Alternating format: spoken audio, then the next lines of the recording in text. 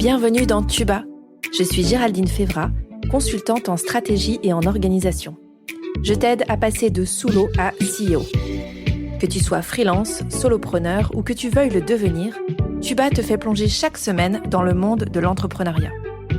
Tous les mardis, retrouve un nouvel épisode où je pars à la rencontre d'entrepreneurs. Ici, tu trouveras des idées, des conseils, des outils pour ton business, pour t'aider à entreprendre de manière libre et pragmatique. En clair, pour faciliter ton entrepreneuriat. Bonne écoute! Aujourd'hui, je suis avec Camille. Bonjour à toi, comment ça va? Bonjour, ça va bien et toi? Ça va super bien. Merci d'être là avec nous aujourd'hui et de venir parler de fail dans Tuba. Merci beaucoup de m'avoir invitée. Et quand j'ai vu, j'ai fait le formulaire parce que, comme tout le monde, j'ai beaucoup de fails. Pas non plus 15 millions, mais bon, c'est très important, je pense, de parler de ça. Carrément, c'est exactement ça. Merci pour la transition parfaite qui n'était absolument pas travaillée, mais c'est nickel. Pardon. Non, c'est très bien, au contraire. Ouais, en effet, cette saison, on choisit de parler de fail dans Tuba parce qu'on se rend compte quand on parle avec les entrepreneurs qu'il y en a plein de fail et que c'est un peu normal aussi, mais c'est juste que c'est pas forcément ce qui est mis en avant sur les réseaux sociaux, Mm. y compris, enfin moi je mets pas forcément ça en avant non plus, hein, alors que je fais plein de boulettes aussi.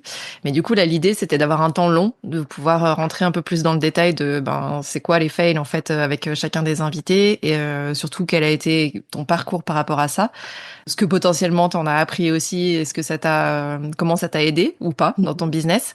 Mais c'est exactement ça en fait. L'idée c'est d'aller voir les boulettes, les oups, ça aurait pas dû se passer comme ça. Je pensais que ça allait être hyper simple du premier coup et puis en fait non, pas du tout. Pour pouvoir un peu désamorcer.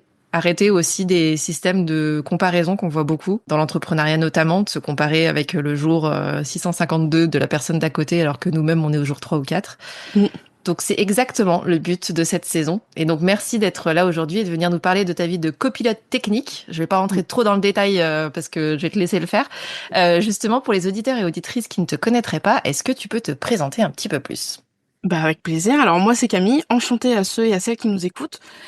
Comme tu l'as dit, du coup je suis copilote technique. Alors c'est un bien grand mot où on peut mettre beaucoup de choses dedans. Ouais. En gros, mon kiff est ma vie, en fait, finalement, parce que je fais ça beaucoup partout. Je m'occupe des outils, de plein d'outils. Donc, ça peut être de la création d'espace Notion, ça peut être de l'automatisation avec Make, de l'intégration de sites sous Elementor. Je peux aussi faire ce qu'on pourrait appeler, par exemple, un peu des missions d'assistante virtuelle. Donc, c'est par exemple intégrer une campagne d'email, aider à faire une landing page par exemple sur MailerLite, créer un tunnel de vente, créer un freebie par exemple un quiz. Bref, copilote technique, en gros, dès qu'il y a un outil, je vais dedans. J'adore. Euh, C'est très clair. Donc dès qu'il y a un outil où on se dit ah j'aimerais bien avoir le fameux freebie, où on se dit entre l'idée d'avoir le freebie par exemple et après la mise en œuvre, typiquement c'est là que t'interviens justement pour pouvoir rendre la chose réalisée, c'est réalisable, ça, au-delà de l'idée que potentiellement on pourrait avoir quoi. c'est ça. Ça peut être alors soit par exemple un peu de brainstorming pour créer un freebie. Par exemple, j'ai déjà eu des clients qui sont venus me voir en disant bah voilà, j'ai une offre par exemple une formation, je voudrais créer un freebie et je suis là bah ok. On se pose pendant un moment et en fonction de ce que tu aimes aussi de ton audience, est-ce qu'on va partir sur des masterclass?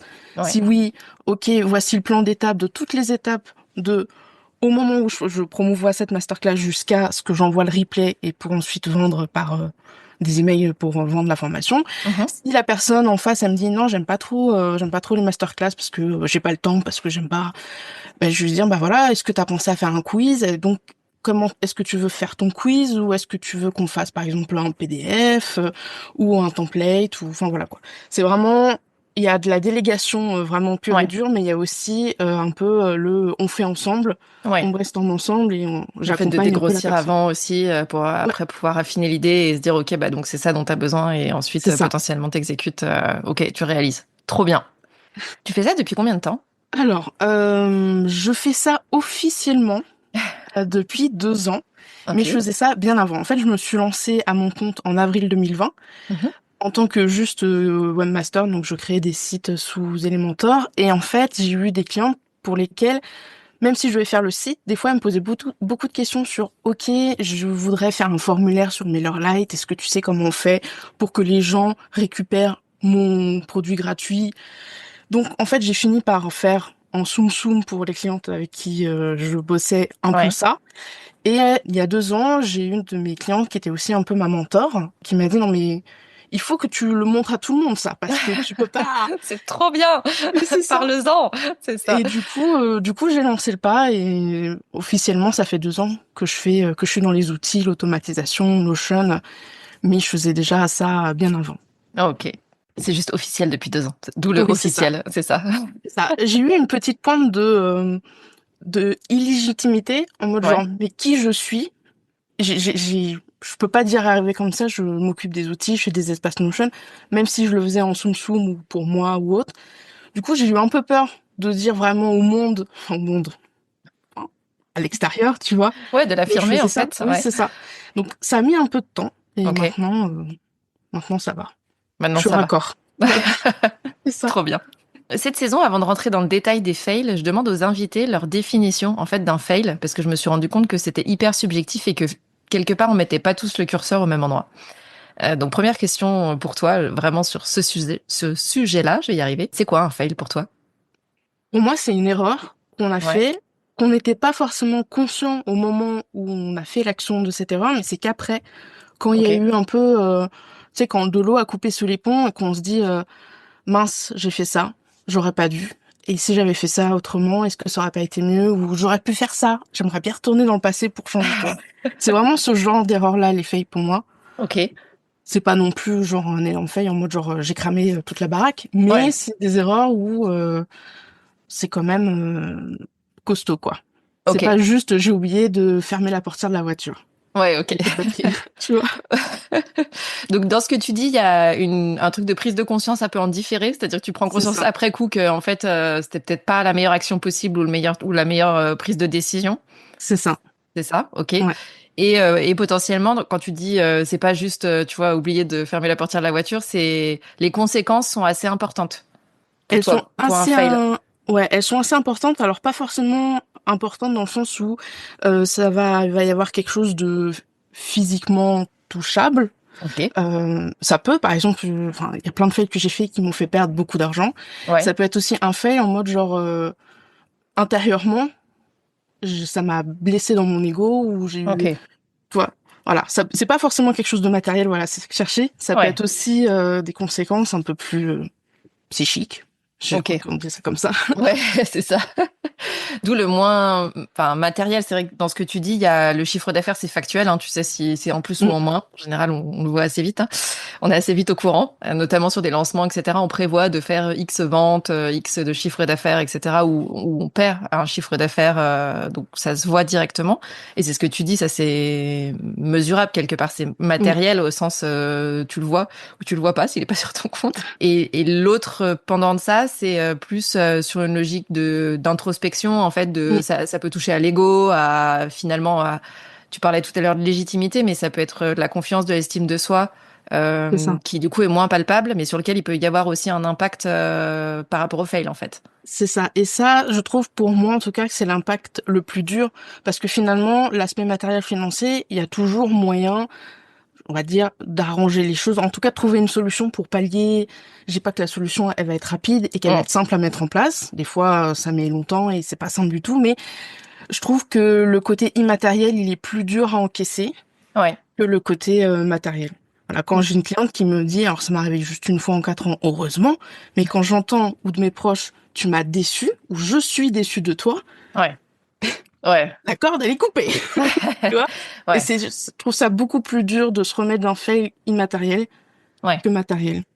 Ouais, parce que enfin, en fait c'est ça, ça va toucher à des choses plus affectives et c'est Ça, vrai que quand c'est notre business, c'est un peu entremêlé tout ça. Le oui c'est mon business, c'est pas vraiment moi, mais un petit peu quand même parce qu'on entend souvent il faut que je me vende.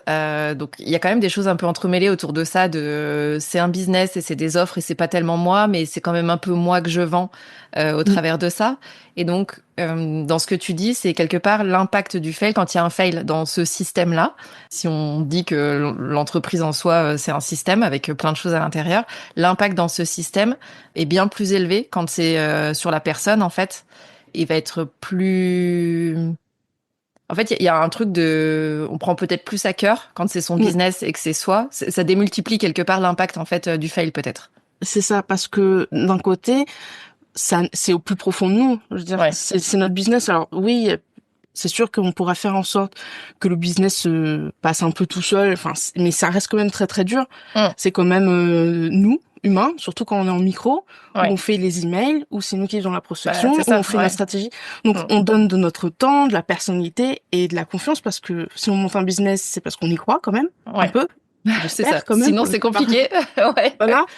Et le fait que t'aies un fail qui touche à ça, c'est un peu comme si on te disait, bah, en fait, t'es pas fait pour ça, t'es qui pour Ouais. faire ça, Mm. t'aurais jamais dû faire ça, t'aurais dû écouter tous tes proches qui disaient de pas lancer ta boîte finalement, tu vois. Ouais. Voilà, il y a un petit passage en fait à vide, mais c'est Mm. comme, enfin, tout le monde a des passages à vide, mais je trouve que c'est plus profond parce que ça te touche vraiment. Et des fois, ça te touche sur des choses que tu pensais pas que ça allait te toucher aussi. Ouais. D'un côté, c'est ça la belle leçon, c'est que des fois, faut mettre aussi un peu de distance, tu vois. Ouais. Et voilà, des fois, ça, c'est très profond et tu te dis, oh, bah, ça va, je vais m'en sortir, enfin, tant pis. Et en fait, quelques mois après, tu te dis, t'es encore C'était là. ça. C'est ça. C'était donc ça. Il y a un impact direct et des fois il y a un impact en différé où on le sent après coup.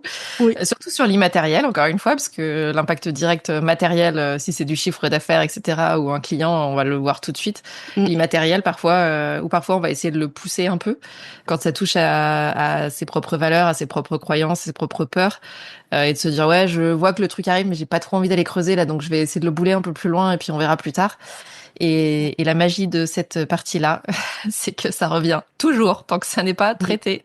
Et oui, mais parce qu'on a tendance à mettre souvent le côté, enfin, psychique. Ça fait bizarre de dire psychique, on dirait que c'est un truc de Pokémon, mais bref, ce côté un Ouais, peu ouais. immatériel, tu vois, Mm, un peu de côté en mode genre, ah ben je verrai ça plus tard, c'est pas important, ce qui importe c'est les clients, mais c'est super important parce que ça fait partie de nous, mm. mais c'est quelque chose que la plupart des gens, moi compris, hein, ça c'est sûr, on met un peu sur le tapis en mode genre, on verra plus tard, c'est bon, pour le moment je me concentre sur autre chose, mais ça rattrape vite quoi. Au bout Ouais, d'un- clairement. Mm. Et c'est une constante, hein, cette saison. Quand on parle de fail, c'est quelque chose qui revient souvent, cette dualité entre le matériel et l'immatériel. Cette notion aussi autour de la santé mentale, de ce que je disais, hein, Mm. les croyances, les peurs, etc. Est-ce que ça vient bouger? Et en fait, assez vite, on a cette notion de fail qui est liée à ça et surtout où il y a presque plus de répercussions. Sur soi, sur ses croyances, etc. d'un fail que sur le business en tant que tel, c'est-à-dire sur le chiffre d'affaires, sur le nombre de clients, etc. Donc voilà, chacun a sa définition, mais on revient quand même sur des constantes assez Identique. souvent. Ouais, c'est ça. Ouais.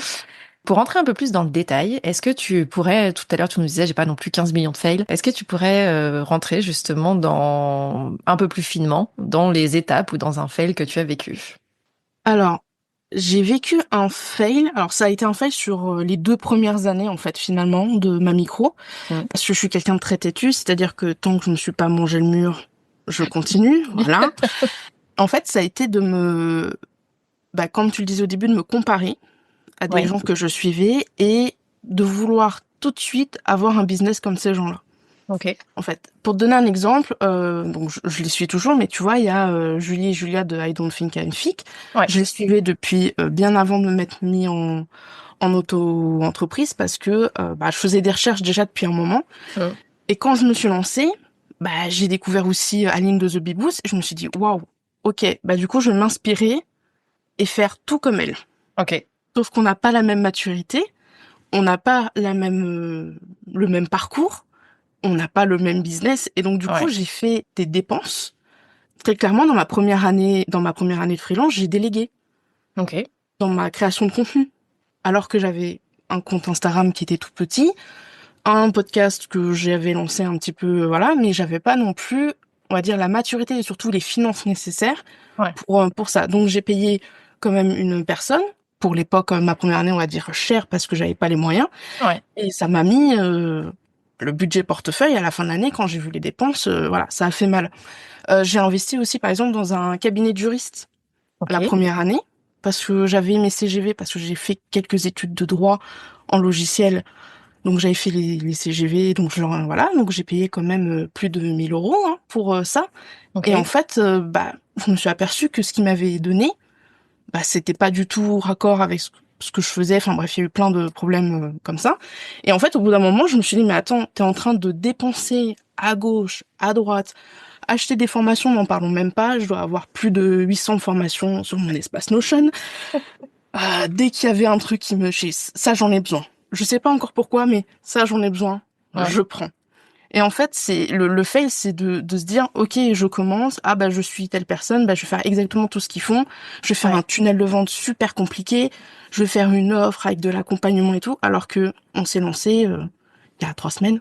Ouais. Très clairement, c'est pas là qu'il faut aller, quoi.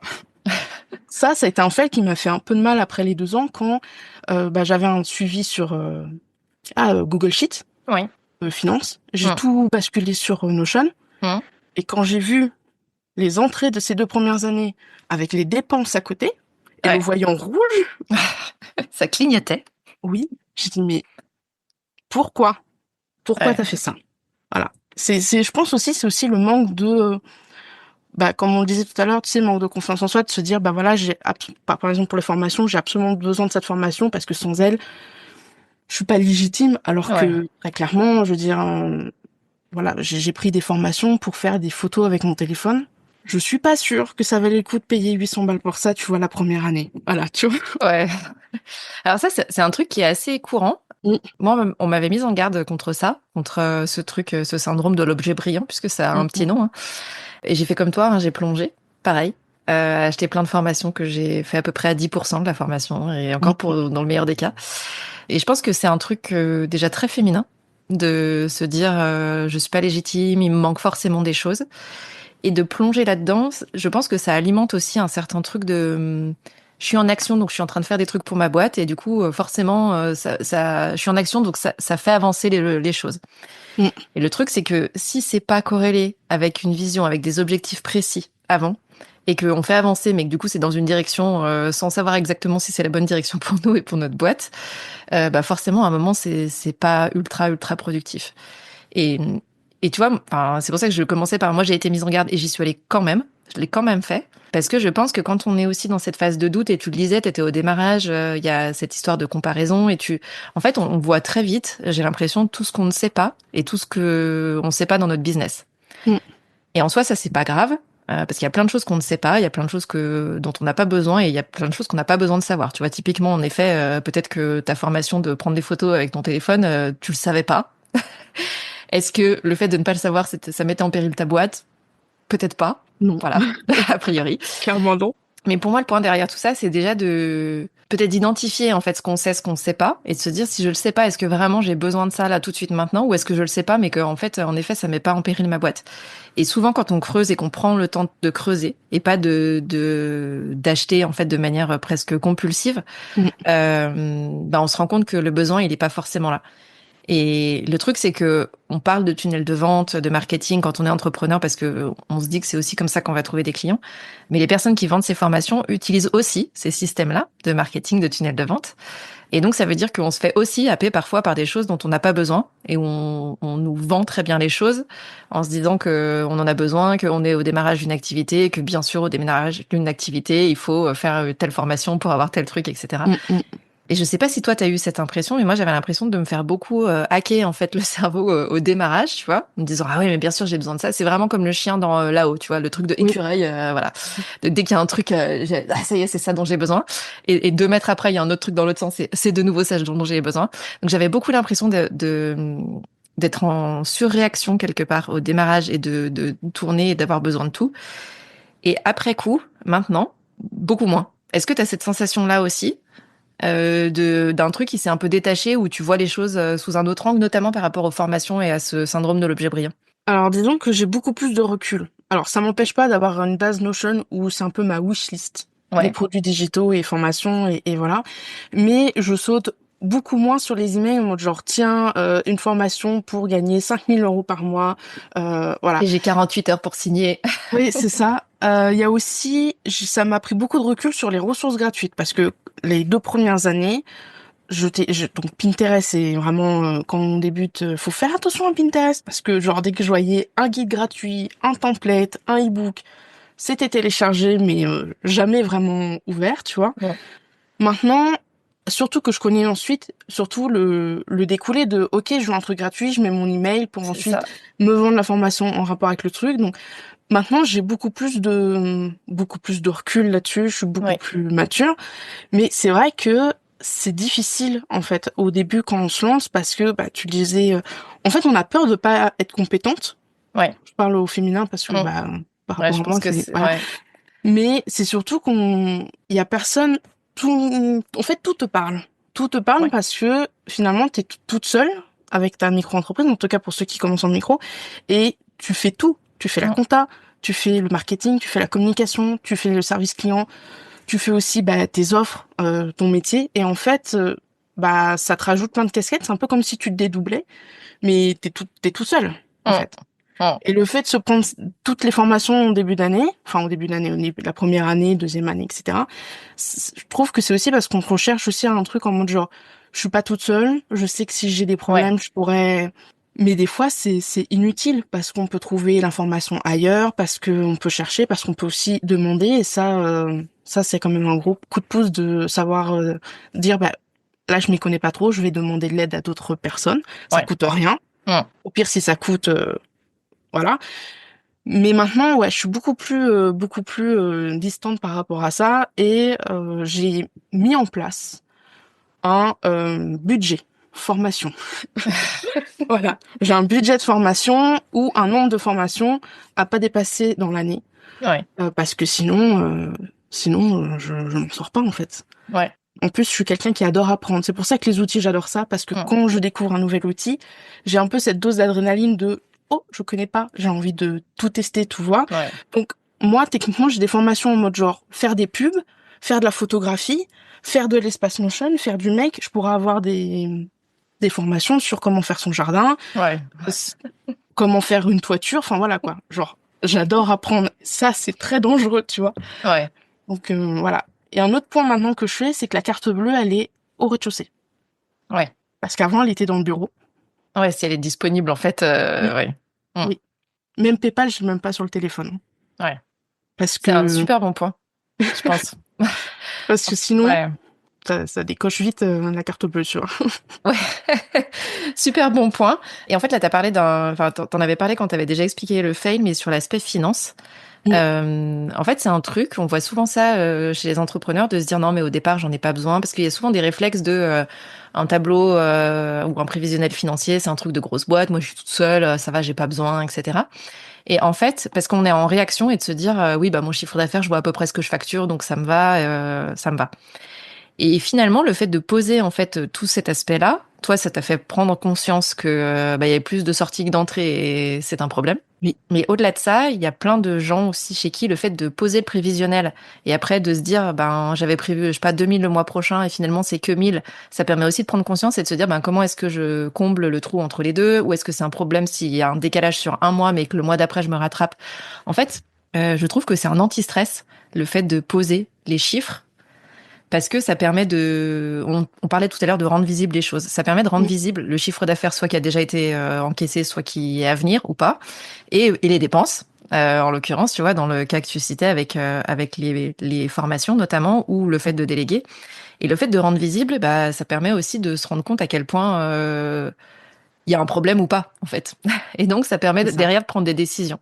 Et ce que j'aime bien dans ce que tu as dit, c'est aussi l'idée de la wishlist, de se dire plutôt que d'être tout de suite en mode ah j'ai envie de faire ça, c'est génial, de se dire ben je fais une liste, ça me laisse le temps aussi d'y réfléchir. C'est un peu comme les achats compulsifs hein, Mm. de fringues. C'est pas tout prendre tout de suite, mais se dire est-ce que j'en ai vraiment besoin, est-ce que vraiment je vais le mettre, est-ce que cette couleur en fait ça va avec le reste de ma garde-robe, etc. C'est un peu la logique de se dire je fais une liste, mais je suis pas obligée forcément de décider tout de suite. Et je pense qu'en fait on a aussi ce truc-là parce que quand on est indépendant, il y a quand même ce truc de liberté totale sur plein de sujets, y compris sur la formation Mm. et sur les formations qu'on peut faire. Et tu disais, ça pourrait être sur le jardin, enfin sur n'importe quoi, et on se dit, mais c'est génial. En fait, il y a un peu ce truc d'excitation de, oh, c'est génial, je peux tout apprendre. Et Oui, selon d'où on vient, quel a été notre parcours avant, c'est pas forcément quelque chose qu'on a déjà croisé. Donc, il peut y avoir un sentiment un peu d'euphorie de se dire, mais c'est génial, en fait, je peux apprendre plein de trucs. Sauf qu'on a toujours que notre cerveau et 18 casquettes quand on est c'est seul, en ça. effet, sur son business. Et que, bah, à un moment, il y a une question de rationalisation aussi de, oui, dans l'absolu, tu peux te former à tout. Mais dans le vrai temps que tu as de disponible et l'énergie que tu as pour ça dans la semaine, en vrai, tu vas pas pouvoir faire toutes les formations, quoi. C'est ça. On n'a que 24 heures en fait dans la journée. C'est ça. Euh, j'ai fait deux grosses formations, dont une là que j'ai dû mettre en pause pour soucis perso. Et en fait, quand je voulais m'inscrire, j'ai demandé, ok, d'après toi, le programme, est-ce que tu as un délai? Est-ce que tu penses que le programme est faisable en 6 mois, en un an? Et combien de temps je pourrais mettre par semaine dedans? Et Mm. souvent, pour les deux que j'ai fait, c'était à peu près 4 heures dans la semaine. Et quand j'ai vu mon planning, parce que forcément, j'ai décidé de prendre ça quand j'ai plein de missions clients, sinon Ouais, c'est pas drôle. évidemment. Là, en mode genre, bah, je vais devoir mettre ça le samedi et le dimanche, hein, parce que, Ouais. tu Là, vois. ça passe pas. Ouais. Donc déjà, ça aussi, c'est un indicatif pour dire, bah, si j'ai plus de place dans mon planning, c'est que Ouais. c'est pas forcément une priorité. Mm. C'est pas la priorité absolue. S'il y a que du projet client en ce moment, la priorité absolue, c'est les projets clients, potentiellement communiquer sur des offres après plus tard, mais c'est pas de forcément aller dans une formation sur 6 mois où il faut 4 heures par semaine. Enfin, voilà, quoi. Ouais. Ou alors Euh, tu l'as fait sur 12, tu vois, et t'allèges. Mais oui, dans ce cas-là, c'est comment t'adaptes en fait. Ouais. c'est ça. Après, t'as certaines personnes, moi, j'aime pas trop les formations, c'est qui durent enfin, trop long dans le temps, parce que c'est un peu comme les séances de sport. Ouais. C'est-à-dire que je vais être régulière, puis il suffit que je loupe un truc, Mm. et après, on verra plus tard. Puis après, Ouais. c'est à que 10% de l'information qui est calée, quoi, tu vois. C'est ça. Moi, je suis pareil, Donc, j'ai besoin que ce soit appliqué tout de suite, tu vois. Donc, j'ai besoin de, vas-y, j'apprends la à balle et après, je mets en application, quoi. Mais maintenant, pas c'est dans ça, 12 mois. C'est c'est ça. ça. Et tu disais un truc très intéressant tout à l'heure. Tu disais que c'était souvent les femmes, mais je pense que certainement aussi peut-être des hommes, le fait que quand on est en mode OK, je vais apprendre, je prends une nouvelle formation, ben oui, c'est une formation pour nous, pour notre business, mais du coup, on a l'impression qu'on travaille pour notre business. Alors que oui, on travaille pour notre business, mais c'est pas ça sur le moment qui va ramener des pépettes dans le chiffre d'affaires, tu vois. Mm. Donc, faut bien poser ce qu'on veut avant, Ouais. et pour ça, la wishlist, c'est incroyable.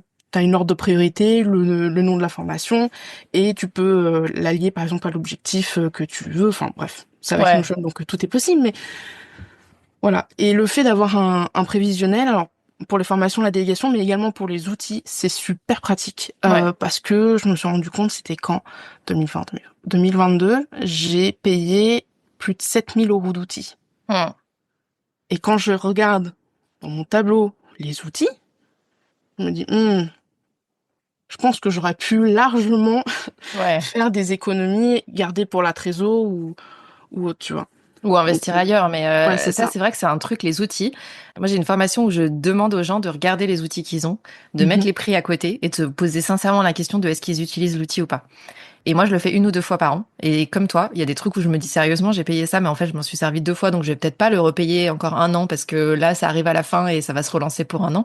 Donc j'arrête le cirque avant que ça reparte. Ou Mm. est-ce que je peux rationaliser des outils? Parce qu'il y a plein d'outils en fait où c'est comme Ikea, tu sais, c'est moins de 10 balles, donc tu te dis Oui, par mois, donc tu te dis vas-y, c'est pas cher, 10 balles c'est quoi? Mais 10 balles fois 7, 8, 9, 10 outils dont tu ne te sers pas, ça c'est fait ça. beaucoup d'argent pour un truc pas utile du tout. C'est Donc ça. c'est un super point en fait les outils de se dire ben finalement liste tout ce que tu payes aujourd'hui en outils, est-ce que vraiment tu t'en sers, tu te sers de tous ou est-ce qu'il y a des trucs que tu peux rationaliser? Est-ce qu'aujourd'hui, je sais pas, tu utilises un CRM ailleurs et que tu pourrais tout à fait avoir dans Notion par exemple? Enfin, comment est-ce que tu peux peut-être recentrer tes outils? Aussi parce que des fois, en fait, on passe notre temps à cliquer d'un côté, de l'autre, à ouvrir des sessions et bien sûr rien n'est interfacé la Mm. plupart du temps. Donc les outils ne se parlent pas entre eux. Alors que si on se pose juste 5 minutes pour se dire, est-ce que cet outil-là, je peux pas faire autrement avec un autre outil ou utiliser la fonctionnalité ou quel est mon besoin par rapport à cet outil, est-ce que je peux pas le faire d'une autre manière? Bah, en vrai, il y a plein de solutions, quoi.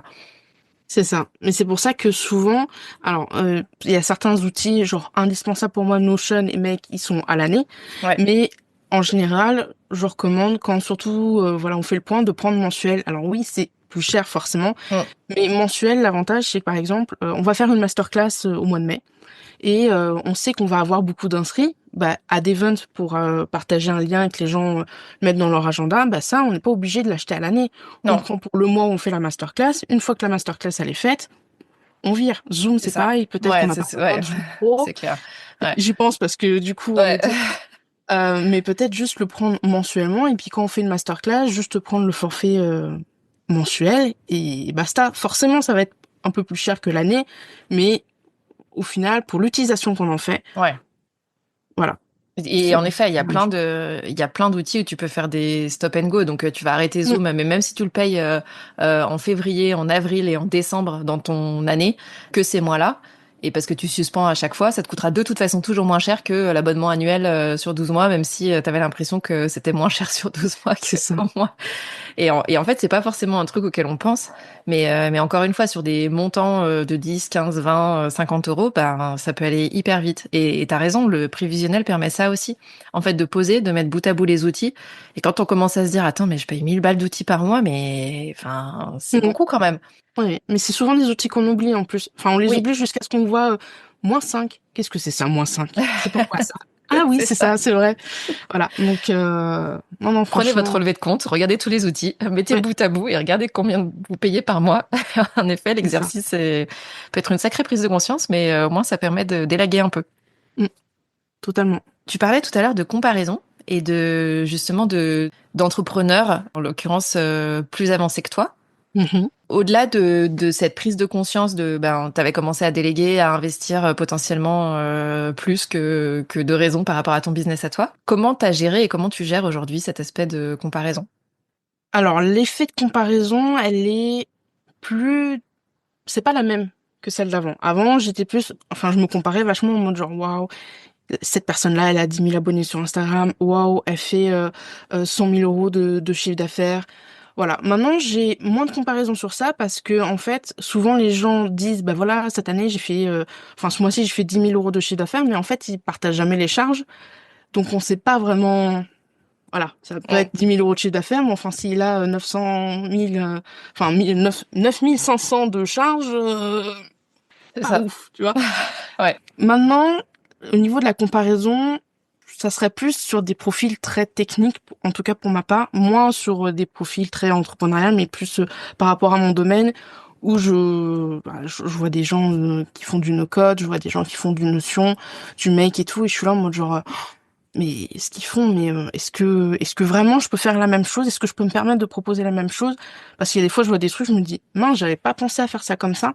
Mm. Du coup, ça veut dire que si j'ai pas pensé que je suis débutante, que j'ai pas les capacités ni les compétences, alors que pour le moment, je touche du bois, je touche mon bureau, j'ai aucune cliente qui me voit en disant ton espace Notion que tu m'as fait, c'est de la merde, ça va pas Ouais. du tout, je vais être remboursée, tu vois. Ouais. Mais c'est vraiment un doute sur les compétences en fait techniques, Mm. non, plus que sur l'aspect chiffre d'affaires, 10 000 personnes sur Insta, enfin voilà quoi. J'ai passé le cap de me dire, waouh, cette personne a 10 000 personnes en abonnés sur Insta, Ouais. c'est ouf. Alors que potentiellement, peut-être qu'elle fait que 3 ventes sur les 10 000 personnes qu'elle suit, tu vois. Ouais. J'ai Ok. passé ce cap-là, des chiffres un peu plus matures, tu vois, sur Ouais, ce... c'est ça. Mm, C'est ce que tu disais par rapport aux formations. Tout à l'heure, tu parlais de maturité et de prise de recul. C'est cette impression que ça donne, en fait. C'est-à-dire, au départ, tu te concentres un peu sur la partie visible de l'iceberg, de se dire le nombre d'abonnés, le chiffre mm, d'affaires. mm, Et en effet, le chiffre d'affaires partagé, c'est pas suffisant en général comme information. c'est ça. Ou des fois, on va dire, ah, j'ai fait 500 000 toute seule. En fait, tu délègues à 12 personnes et c'est 500 000 sur les 3 dernières années, donc c'est pas tout à fait pareil que Mm. si tu venais de le faire sur 3 mois. Enfin bref, quand on a un peu plus de recul, on arrive à se dire que finalement le chiffre tout seul, il veut pas dire grand-chose et que faudrait creuser un peu quand bien même il y aurait à se comparer, ce qui est rarement le cas. Mais ça, c'est plutôt ce que moi j'appelle la partie visible de l'iceberg, ce que tu disais, hein, le chiffre d'affaires partagé, le nombre d'abonnés, etc. Tout ça a un but, en fait, d'un point de vue marketing aussi, de partager un chiffre d'affaires, etc. Ça a un but derrière. Donc, comme pour les formations, hein, on se rappelle le Oui. chien et le écureuil.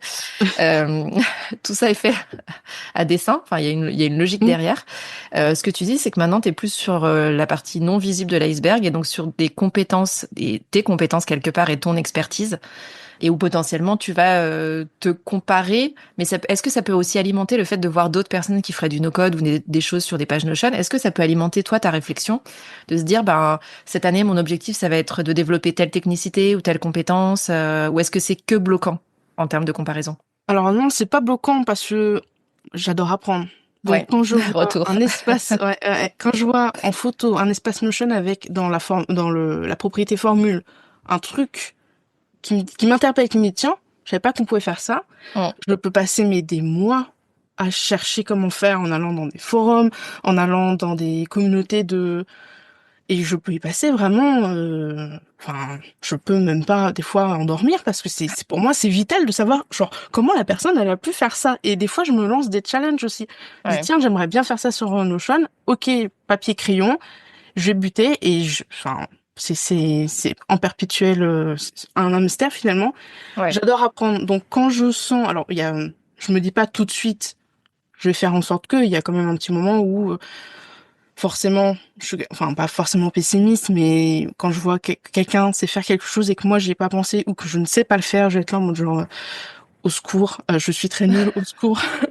Et après je vais me dire bon, tu sais pas le faire là, mais si tu essayes de comprendre, peut-être qu'après tu sauras le faire. Et donc c'est là où je commence à enclencher, enfin j'appuie sur le bouton en mode genre Ouais. essayer de comprendre. Mm. Et puis voilà, peut-être que je vais y arriver. Mais c'est en fait l'apprentissage perpétuelle sur les outils. Et c'est pour ça que j'aime bien travailler avec les outils parce que ça change vite. Regarde Notion, Mm. ils te sortent des fonctionnalités tous les 3 mois. Tu C'est viens à clair. peine de comprendre comment marche un truc, ils te sortent un autre truc. C'est ça, ils sont Faut être trop très forts. réactif, tu vois. Donc voilà. Oui, il y a un petit passage où en mode enfin, je m'apitoie un peu sur mon sort parce que c'est un peu, ouais, l'illégitimité, je vais y Ouais. arriver. Mais après, comme je suis très curieuse et j'adore apprendre, en général, après, ça passe et je me mets dessus, quoi.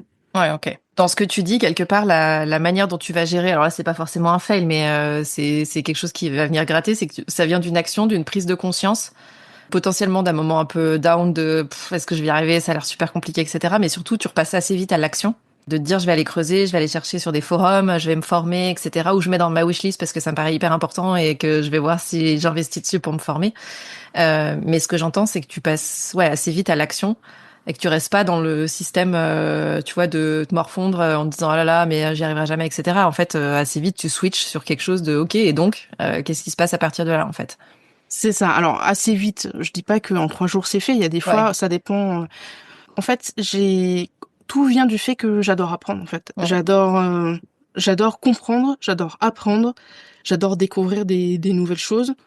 Donc, au bout d'un moment, il y a ma curiosité, tu vois, qui s'éveille en mode genre, bah, Ouais.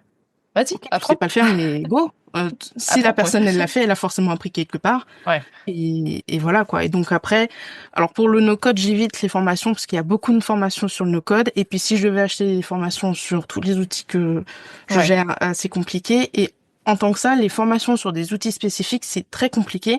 Il faut vraiment que tu sois sûr que la personne, elle fasse des mises à jour très régulièrement Ouais. Ouais, parce que ça parce que bouge ça bouge tellement vite. vite que, Ouais. ouais, c'est ça. Mais je fais des recherches, ouais, forum, la communauté de No Code France, enfin voilà quoi, il y a plein de, même des fois, ChatGPT m'aide.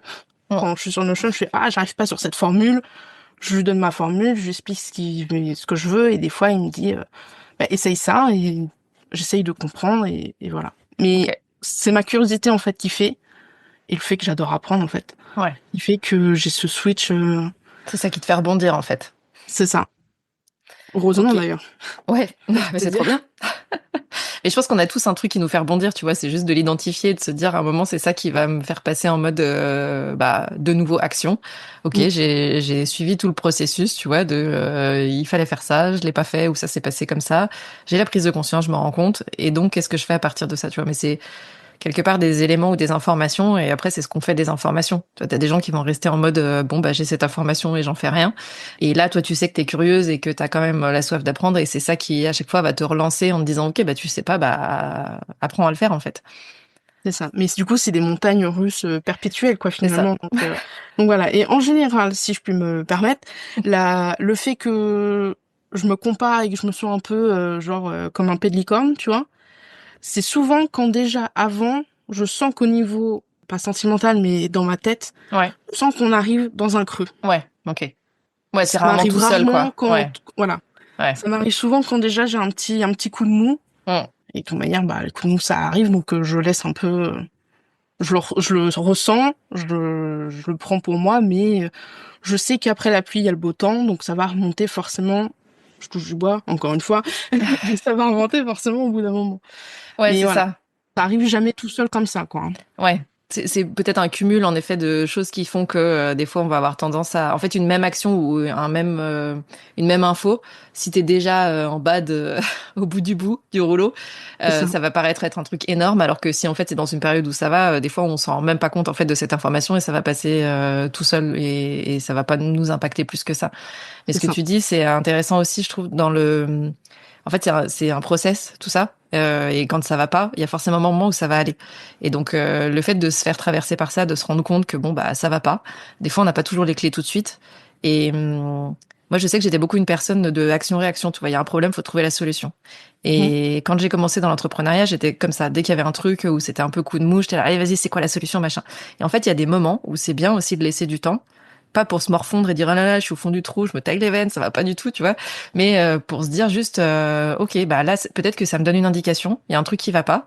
Il y a un truc qui froisse un peu, tu vois. Il y a un truc qui, peut-être que c'est justement au niveau des croyances, des peurs dont on parlait tout à l'heure. Il y a un truc qui est pas fluide comme ça devrait. Alors c'est pas hyper confortable et c'est pas le meilleur moment de notre vie. Mhm. Mais c'est aussi peut-être là pour une raison et donc juste laisser le temps des fois et pas aller forcément tout de suite dans l'action de ok, il y a un truc, vas-y, je réagis tout de suite. Parce que des fois, les réactions ou les solutions qu'on va trouver tout de suite sont pas forcément les bonnes. Et quand on disait tout à l'heure, le sujet va revenir ou on va se le reprendre dans la tronche, ben, souvent, quand on réagit à chaud et qu'on est en mode action tout de suite là maintenant, la solution qui vient, c'est pas forcément la meilleure. C'est ça, faut laisser couler, en fait. Ouais. Des fois, faut juste se dire, bah là, je suis en pente raide, là, dans la montagne russe. Mm. On laisse couler et ça ira mieux. Et on l'a dit, enfin, c'est toi qui l'as dit au tout début de l'épisode, même si on se détache un peu de notre business, on se détache jamais entièrement. Il y a des fois où on va être un peu dans le coup de mou à cause du perso, soit à cause du perso où on est dedans, ou alors à cause d'un truc en dehors du business qui nous Mm. concernait pas, mais voilà, je pense Qui d'un notamment des coup, fois quand ouais. t'as des sujets un peu politiques, quand t'as des sujets un peu dramatiques Mm. à la télé, bah il y en a certains, ça leur fout un coup de mou, alors Mm. que ils ne peuvent rien faire Ouais. à part peut-être aider. Enfin voilà, et donc bah des fois faut juste se laisser aller et attendre que de remonter. Il y a que ça à faire parce que on n'a aucun, je sais pas comment dire, mais on n'a aucune prise sur certaines choses. Mm. On peut rien faire. Ouais, Voilà. c'est ça. C'est ça. Et des fois, c'est juste bien d'identifier, en effet, ce sur quoi on a appris et puis ce sur quoi on n'a absolument pas. Et se dire, OK, Mm. là, je peux agir, donc potentiellement, il y a des actions à faire, et puis il y a toute une partie où je peux pas. Donc, je peux essayer de m'exciter en essayant de trouver des solutions, mais de toute façon, si je peux pas agir, tu vois, et le cas de la politique était un très bon sujet, très bon cas d'école, de concrètement, est-ce que, on peut agir dessus, quel impact ça va avoir? C'est aussi important de se demander si, en effet, on est au fond du seau, mais est-ce qu'il y a des choses qu'on peut faire ou pas, quoi, quelque part. Mm. C'est ça. En termes de retombées, donc tu disais ton fail, forcément il y a eu des retombées financières à ce fail-là de démarrage et notamment d'aller chercher de la délégation, des formations, etc. Est-ce qu'il y a eu d'autres retombées pour ton business? Peut-être au niveau du temps, mais en fait tout est vraiment, enfin tout est légèrement lié finalement quand tu creuses au chiffre d'affaires parce que bah si t'as plus de temps, tu peux plus faire rentrer de CA. Enfin voilà, donc tout est lié un peu finalement, on va dire en soum soum avec le chiffre d'affaires. J'irais plus au niveau prise de conscience et confiance en soi parce que quand tu dépenses, imaginons 8 000 balles dans de la formation et qu'au final tu te rends compte que bah ça t'a pas apporté grand-chose, tu te dis mais c'est 8 000 balles que j'aurais pu mettre autre part. Mm. C'est des heures de formation parce que c'est pas comme une série Netflix les formations. Enfin, en tout cas pour moi non. C'est-à-dire que je les regarde un peu en série Netflix, mais Mm. après je refais une V2 où je prends des notes. Donc c'est beaucoup beaucoup beaucoup de temps et je me dis waouh. C'est du temps que j'aurais pu mettre autre part, soit pour des trucs perso, soit pour aller au ciné, enfin, ou carrément dans mon business, enfin Mm. voilà quoi. C'est aussi ça a aussi des retombées un petit peu néfastes, mais c'est toujours en rapport avec le chiffre d'affaires. C'est-à-dire que quand j'ai vu que j'avais beaucoup, quand je te dis beaucoup dépensé, plus que ce que j'avais gagné, Mm. j'ai commencé à prendre tout ce qu'on me proposait. Le problème de prendre tout ce qu'ils proposent parce que il y a la panique du mince, j'ai peur, je fais plus rentrer de chiffre d'affaires, je vais aller vivre sous un pont avec les canards, Mm. c'est qu'on accepte des choses qui sont cool et beaucoup de choses aussi qui sont moins cool, et notamment des clients très relous Ouais. qui te fatiguent. Et au final, t'es là en mode genre, j'en peux plus. Et donc, en fait, tu repasses. Et en fait, c'est un peu le hamster qui se mord la queue, Mm. finalement. Donc ça, j'ai eu, c'est au moment de pivot, la création de site et les outils. Ouais. où j'en pouvais plus des clients un peu pénibles en création de site, Mm. parce que je prenais tout forcément, vu que Ouais. fallait bien qu'on renflouer les caisses, donc n'importe quoi qui faisait, je le prenais. Et du coup, c'est à ce moment-là aussi le pivot, je me suis dit, je veux plus faire de création de site, j'en suis écœurée.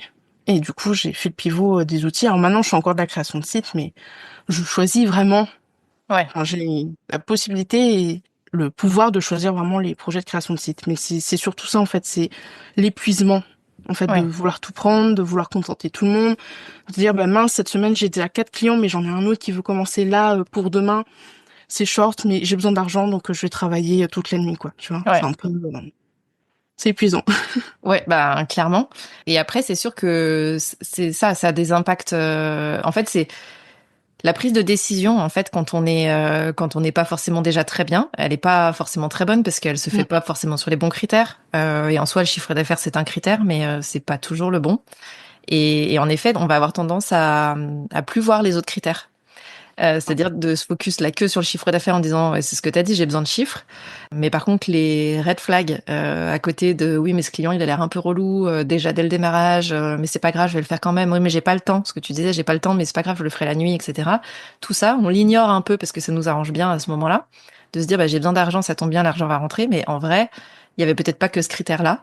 Et il se trouve que, en fait, c'est comme quand on va pas bien ou des gens qui seraient en dépression et tu dis, prends pas de trop grosses décisions, tu vois, dans ta vie à ce moment-là, parce que c'est pas forcément là que t'es le plus frais C'est ça. pour décider. Ben, c'est exactement pareil dans ce que j'entends dans le business, tu vois, de dire finalement les décisions que tu prends à ce moment-là et notamment le fait de prendre des clients sur des missions qui te plaisent pas forcément ou des typologies de clients qui te plaisent pas forcément.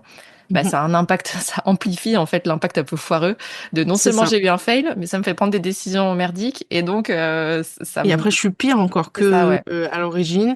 Et du coup, je mets en pause parce que je n'en peux plus. Sauf Ouais. que si je m'en pose, j'ai vraiment plus de ça pour le coup, C'est tu vois. ça, ouais.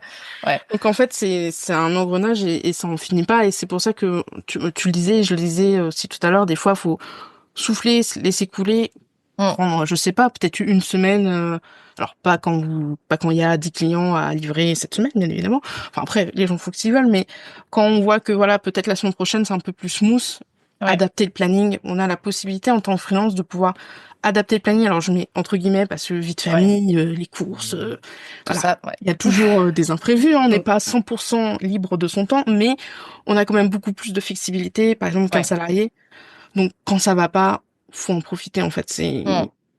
voilà, on a déjà du mal au niveau santé, retraite, tout ça. Autant profiter des avantages qu'on, tu vois, C'est qu'on ça, peut avoir. de pouvoir mettre en pause quand c'est en train de partir en cacahuète, de C'est se dire ça, hop là, stop, on arrête tout, on fait une petite pause et on voit après comment les choses se remettent dans le bon sens, quoi. c'est ça. Voir ailleurs, de temps en temps, voir ailleurs. Et ça, je l'ai fait, pareil, passage à vide, en gros passage à vide, un moment, j'en pouvais plus, et donc j'ai arrêté. Enfin, j'ai arrêté. J'ai pas tout stoppé, mais j'ai ralenti le rythme. Et à Mm. côté, j'ai fait une chaîne de stream de jeux vidéo avec du montage de vidéos. C'est la même chose que je faisais pour mon business, mais pour ma passion du jeu vidéo. Et en Ouais. fait, le fait d'avoir autre chose aussi, Mm. Ouais, ça bah, déporte aussi l'attention sur autre chose et du coup c'est ça, ça...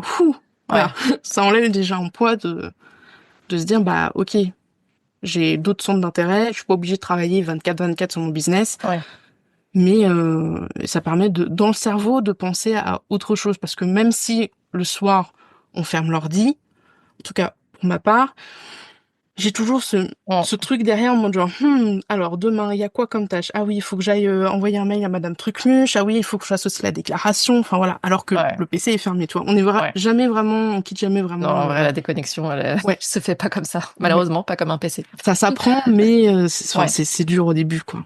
ouais, clairement. Euh, voilà. Du coup, c'est ça que tu donnerais à quelqu'un comme conseil quelqu'un qui s'apprête à commettre le même fail que toi.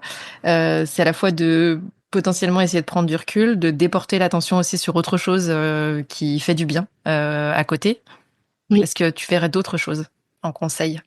pas se prendre le chou, Mm. entre guillemets, sur des choses où on peut rien faire. Ouais. Euh, on a un lancement sur Zoom. Zoom a décidé de faire une maintenance. C'est Enfin, chiant, on a une mais masterclass sur Zoom et Zoom a une maintenance. Ça fait chier sur le moment. On est en panique parce qu'il y a peut-être 3000 personnes qui se sont... On trouve une solution, on envoie des emails. Enfin voilà quoi. Il y a des choses où on n'a pas de prise Mm. et c'est moi qui dis ça. S'il y a des gens qui me connaissent, qui vont m'entendre, ils vont me dire, ah. Mais il faut, au bout d'un moment, faut lâcher prise et se dire, bah voilà, j'ai pas la main mise sur ça. Je peux rien faire.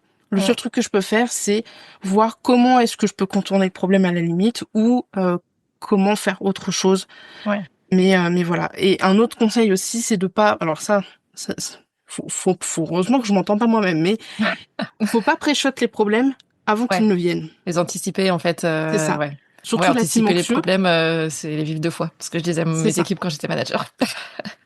Moi, voilà, on me dit il y a ça, ça, ça. Je suis déjà là en train de me dire, ok, mais si on fait pas ça, ça va faire ci. Si on fait pas ci, ça va faire ça. Et en fait, des fois, c'est vraiment se mettre de la pression, du stress pour rien. Ouais. Faut mieux prendre les problèmes tels qu'ils arrivent au fur et à mesure, en espérant qu'on n'en ait pas 12 millions non plus d'un coup. Mais voilà, chaque chose en son temps et en fait, faut se poser parce que des fois, quand tu te poses pas, tu veux essayer de tout faire en même temps, gérer le perso si t'es maman, donc les enfants, le mari, tout ça, plus gérer les problèmes business, plus potentiellement organiser un truc enfin, en fait, on a besoin d'un double avec des bras en forme de pieuvre, quoi, vraiment. C'est ça. Et l'être humain, au bout d'un moment, il en peut plus, même au niveau du cerveau, il est là en mode genre, On peut voilà. souffler un peu, s'il vous plaît. Laissez-moi vivre. Donc voilà, ouais, ça serait ça, de se laisser couler, de se poser et pas forcément vouloir tout de suite remonter à cheval directement quoi. Des fois, il faut faire une pause. Ouais. Ça fait du bien. Carrément. J'aime beaucoup cette idée et l'idée aussi de voir où est-ce qu'on a de l'impact ou pas. Je bosse beaucoup avec Maureen qui dit souvent on n'est pas chirurgien cardio-thoracique. Alors oui, c'est chiant quand Zoom plante et qu'on avait prévu une masterclass, mais a priori, il n'y a pas de vie en jeu. C'est ça. Donc des fois, c'est aussi remettre un peu les choses en perspective. Et c'est pas toujours facile quand on est au moment où ça plante et où c'est à 5 minutes de la connexion. Je le sais, pour l'avoir aussi vécu. Mais parfois, c'est bien aussi de se rappeler que voilà, ça reste un business avec des fois des failles aussi et que les gens sont aussi en capacité de comprendre que bah des fois ça plante et c'est comme ça et ça fait suer, mais c'est la vie quoi.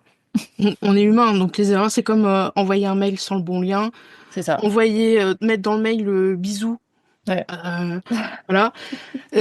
Les gens, personne n'est parfait en vrai. Ouais, et puis personne Donc, ne tue non plus quelqu'un d'autre, tu vois, pour ça.